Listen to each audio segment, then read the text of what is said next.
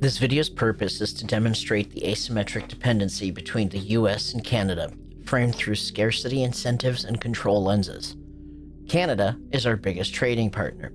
They send us oil, lumber, cars, aluminum, and critical minerals.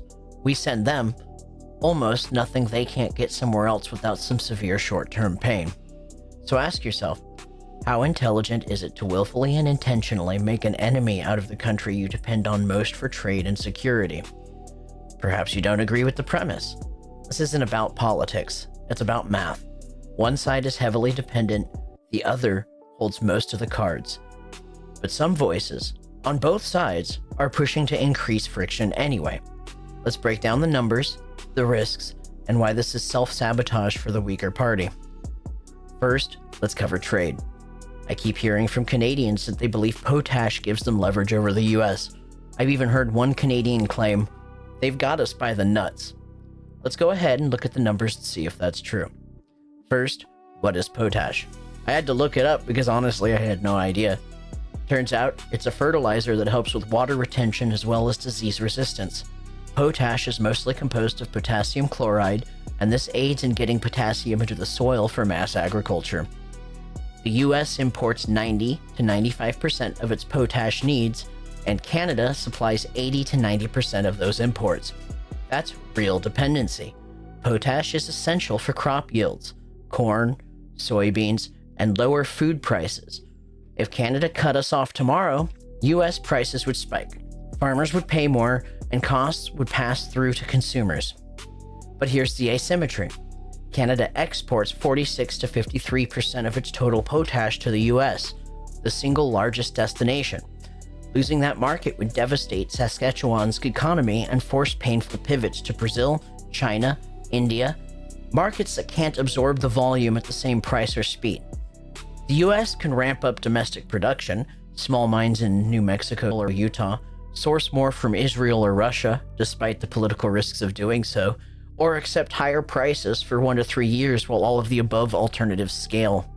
Canada has no equivalent fallback option. So yes, the US depends on Canadian potash, but Canada depends on US markets far more. It's a price the US can afford to pay, and Canada cannot. To put it another way, if Canada withdrew entirely, prices in the US might go up 10%, but Canada's cost? Losing 50% of the income from its most important export to the US. That's devastating economically. Now broaden it, and I mean really broaden it. The same logic applies. In 2023, Canada exported 438,650,000 worth of goods to the United States, roughly 77% of all Canadian exports. Oil, 3.5 million barrels a day, 99% to the US. Lumber, around 70%. Cars and auto parts, 80%. Nickel, uranium, potash, key inputs for US batteries, nuclear power, and fertilizer.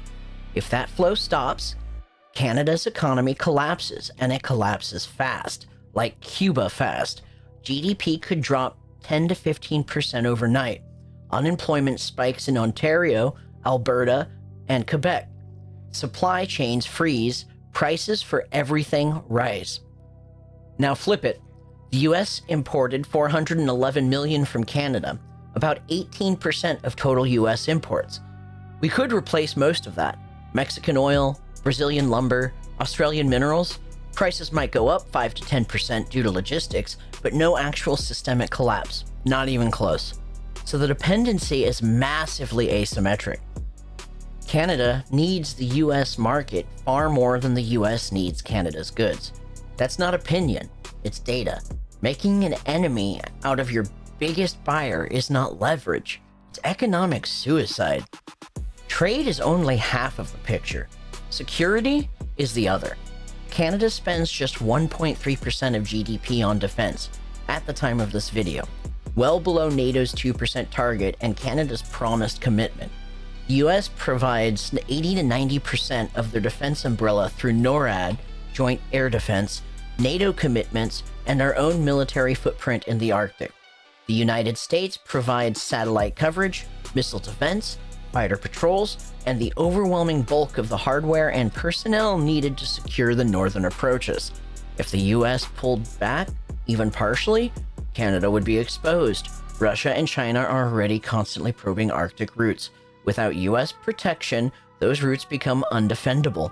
Canada has almost no independent capacity to project power or deter threats up there. This has massive trade implications, especially if cutting off US trade is part of the equation. This would give leverage to Russia and China in any attempt to redirect supply chains to anyone other than the United States. On the flip side, Canada adds value to US security, with some intel sharing and some troops and coalitions. But we could replace that with the UK, Australia, or Japan partnerships quickly and easily. The US doesn't need Canada for survival. Canada needs the US for it. Again, it's asymmetric.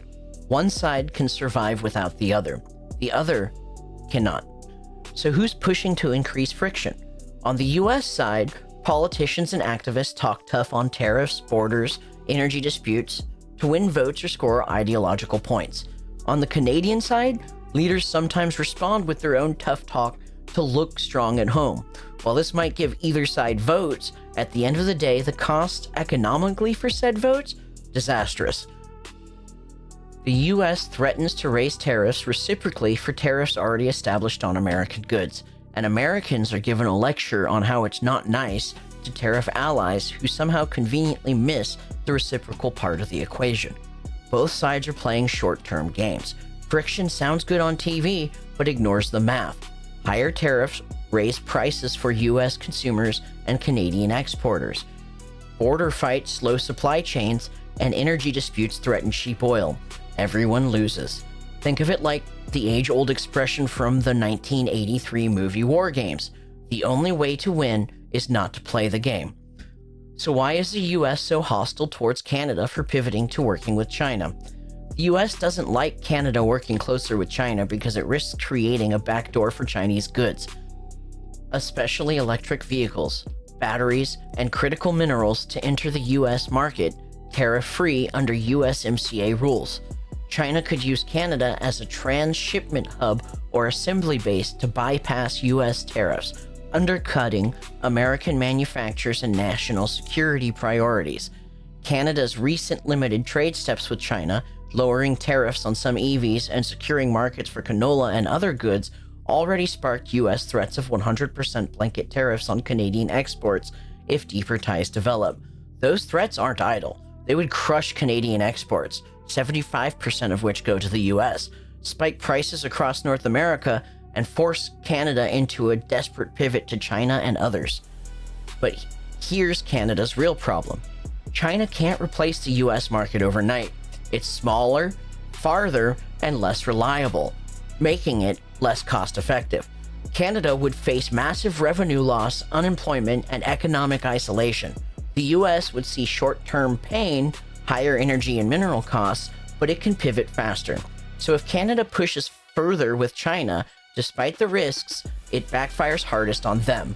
Friction becomes economic warfare. Canada loses far more. The US deals with some slightly higher prices. It's not even close. Now consider the alternative. Some voices quietly float the idea of deeper integration, statehood, custom unions, or even Canada joining the US, turning provinces into states. What would Canada get?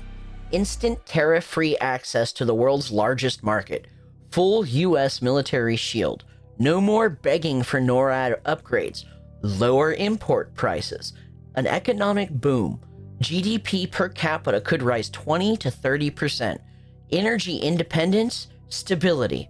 Those that made the transition would likely see significant improvements in the standard of living just based on the raw revenue and value of said revenue being generated free from further taxes or cuts. What would the US get? More land, more resources like oil and minerals, Arctic dominance, bigger bureaucracy, and of course some political headaches. Trade-offs do exist, of course, but compare that to pulling out knives.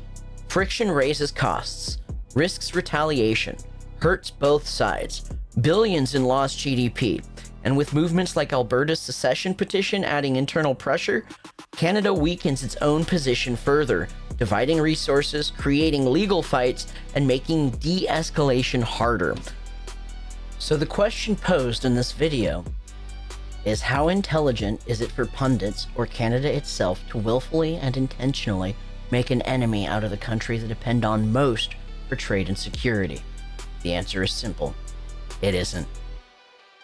This is my first non-music video on YouTube. Please feel free to like or subscribe. I'd really appreciate it. I need help. And if you don't like it, feel free to comment and tell me why. Have a nice day.